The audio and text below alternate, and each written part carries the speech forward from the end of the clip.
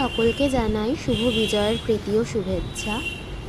আমার বিয়ের প্রথম বছর, এবার লক্ষ্মী পুজো কাটালাম শ্বশুরবাড়িতে। কিছুদিন আগেই মা দুর্গার গমনে আমাদের সকল বাঙালির মনই ভারাক্রান্ত ছিল, কিন্তু তারই মধ্যে মা লক্ষ্মীর আগমনে আবার আমাদের সকলের মন আনন্দে ভরে উঠেছে।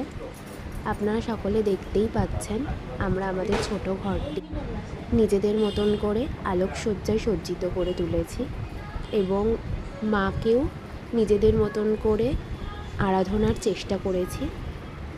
আপনারা সকলে অবশ্যই জানাবেন যে আপনাদের কেমন লাগলো আমাদের এই আলোকসজ্জা এবং মায়ের আরাধনা, এবং সকলে আমাদের আশীর্বাদ করবেন যাতে আমরা আগামী বছর আরও সুন্দরভাবে মায়ের আরাধনা করতে পারি। আপনাদের সকলকেই